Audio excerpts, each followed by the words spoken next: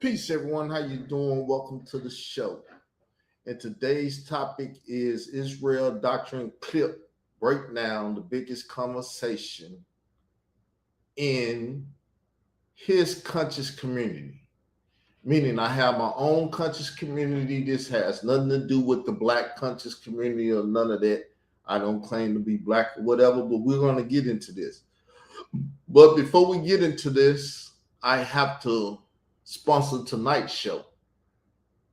And all of this ties into tonight's show. So tonight's show is titled Israel Doctrine YouTube Street Armageddon. And the reason I say it's Armageddon because this is the last of this conversation, the final battle for truth. Everything ties into this conversation, and they have been pulling me off of relevant conversations dealing with this. That's why this is the last battle. Next month, every Wednesday, I'm going to do a show giving the end of this conclusion and the truth to this conclusion, and then I'm going to get on this other stuff.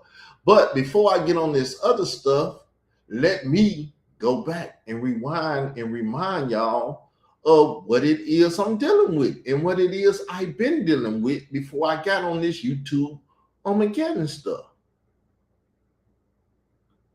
So we're going to deal with this show right here. I'm pulling it up now. It'll be on the screen in a little bit. The birth of political Zionism and polite misunderstanding of anti-Semitic and Harry, which is Harry Rosenberg, understanding of it.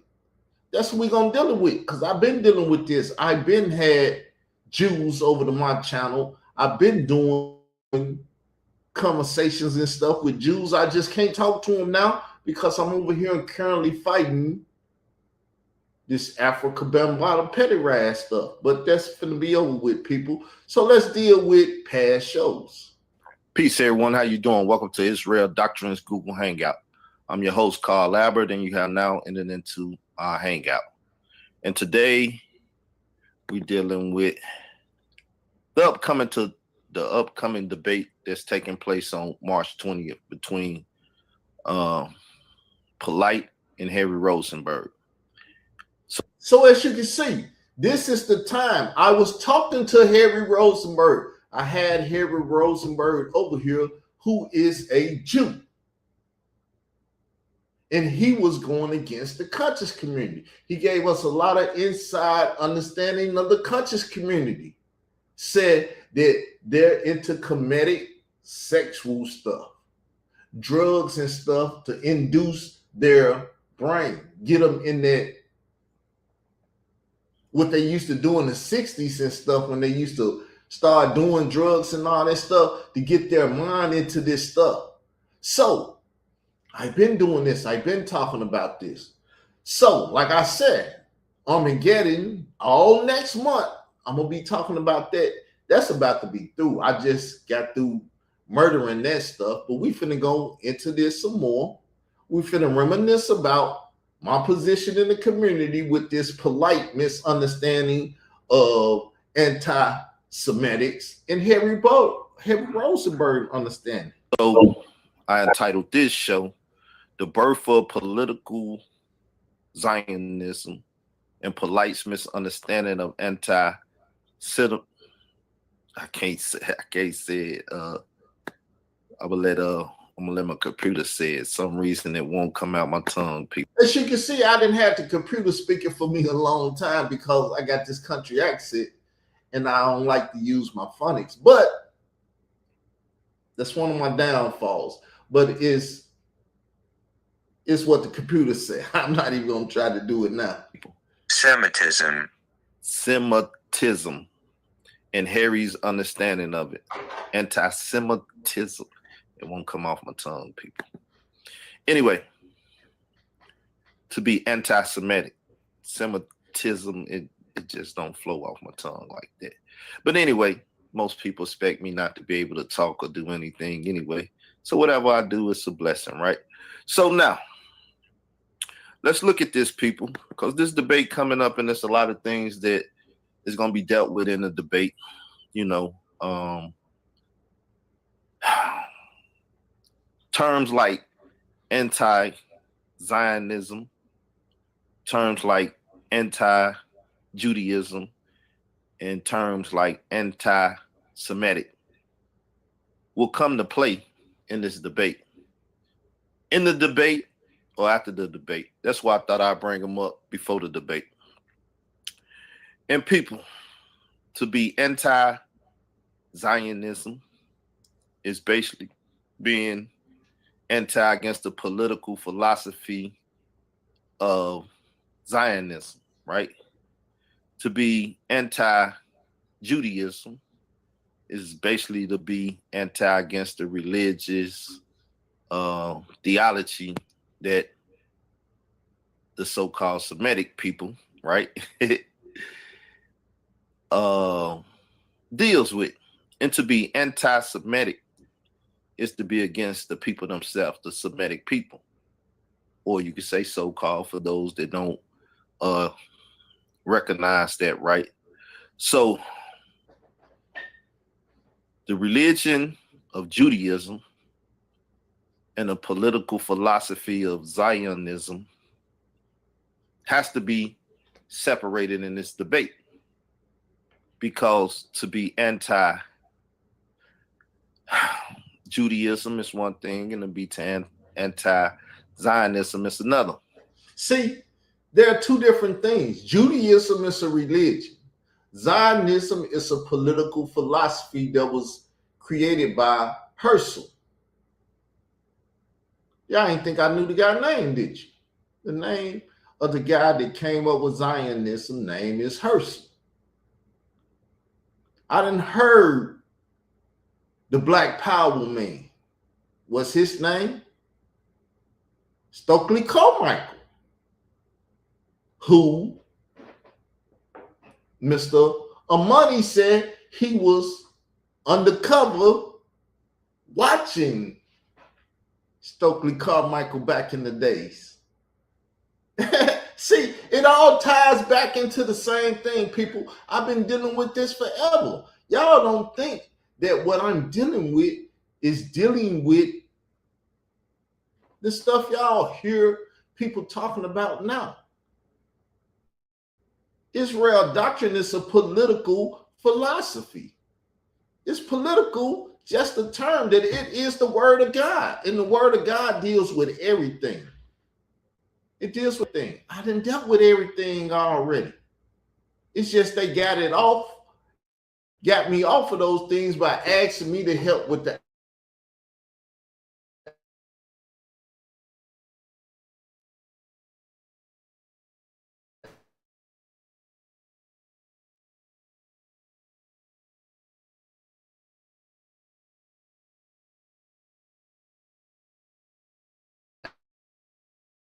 Africa.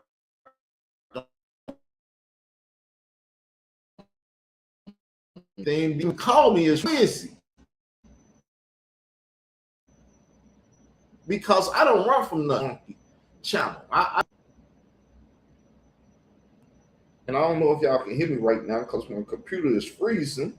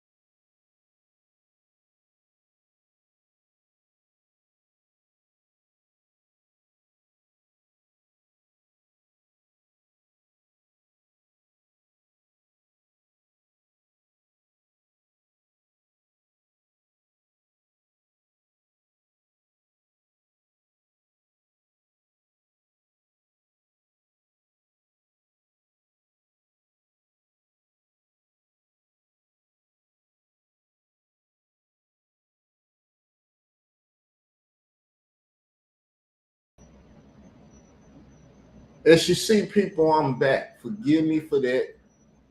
I fixed it, I believe, because I'm close to a lot of those programs and stuff that was live and everything. I hear myself. Forgive me for the technical difficulties, but I'm back.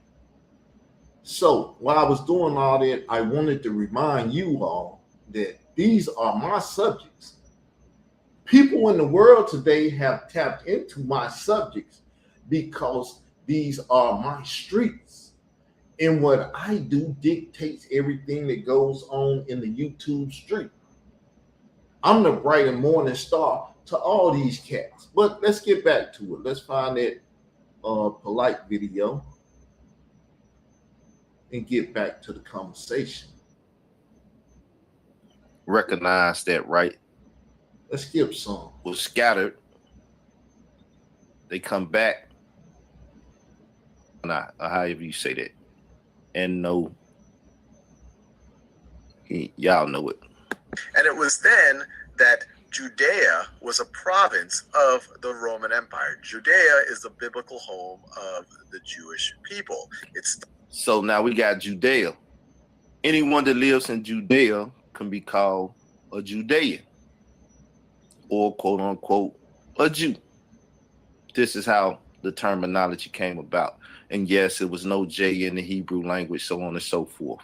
We know that we're not speaking Hebrew when saying these things, right? So let's go on. Let's go back to the audio a little bit.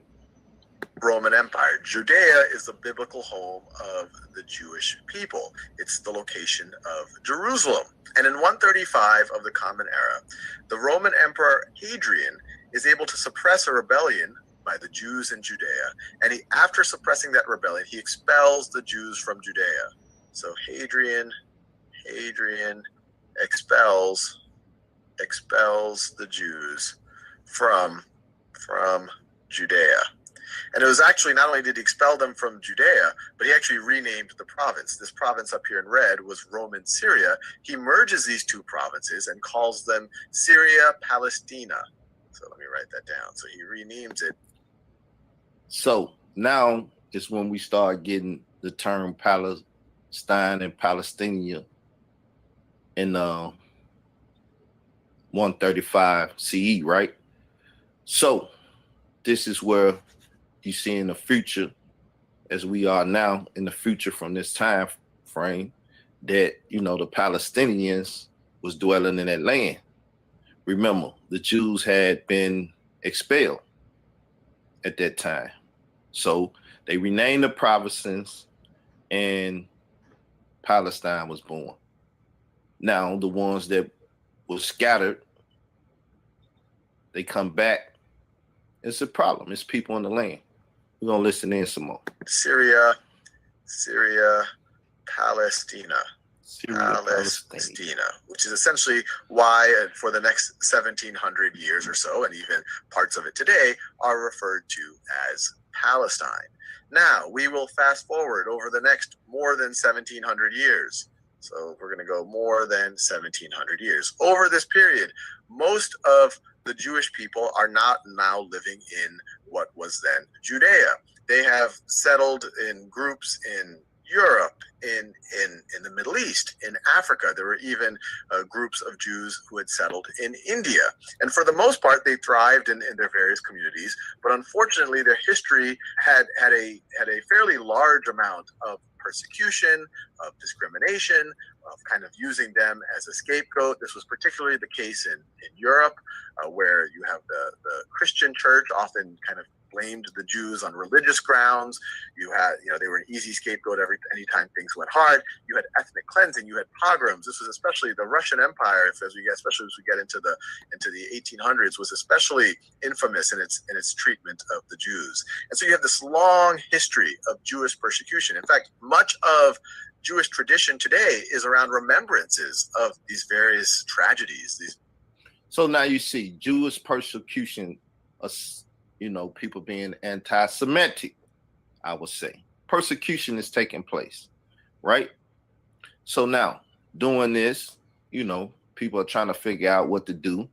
so on and so forth. So this is where political grounds come in at, and the political philosophy is about to be birthed on what we should do and how we should do it as Jewish people, right?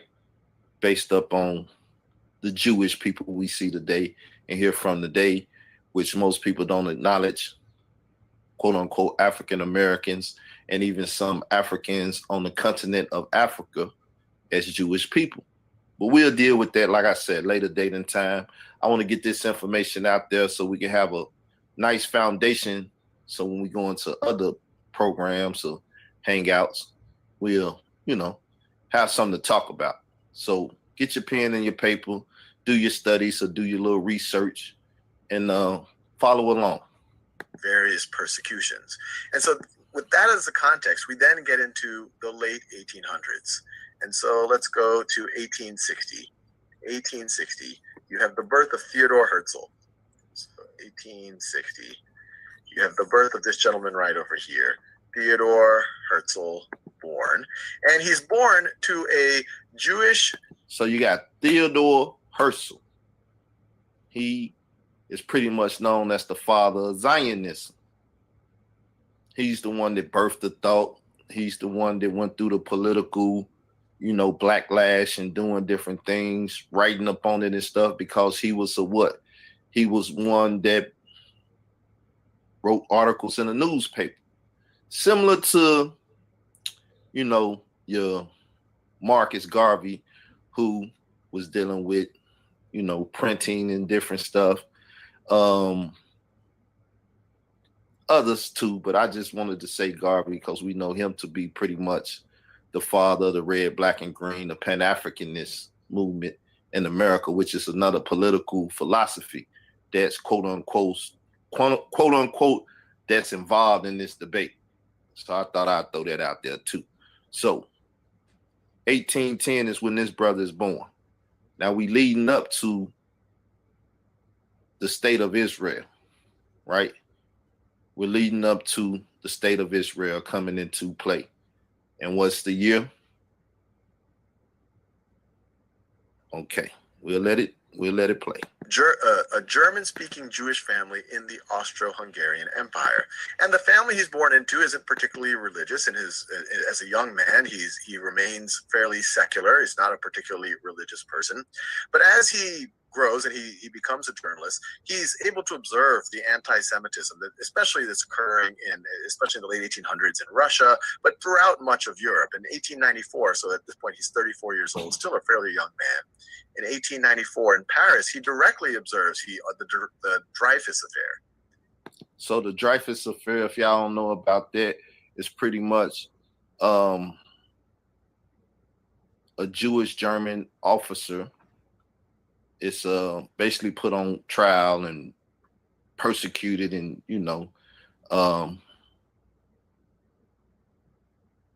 people become anti-Semitic. Then they start going at the Jewish people more.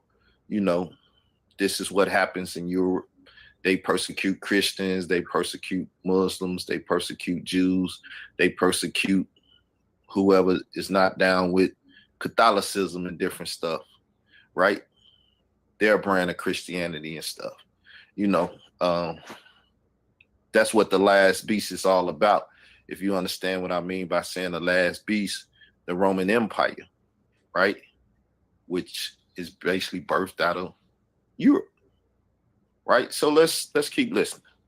The Dreyfus affair, in which a French. So what I'm gonna do, people, I'm gonna pause this. You see it's on private, so you won't see it again. And I'm gonna reopen and rehash this conversation for modern day purposes, because of people like Candace Owens and other people that I see on YouTube having a conversation, and I haven't got into the conversation yet. But my conversation predates their conversation.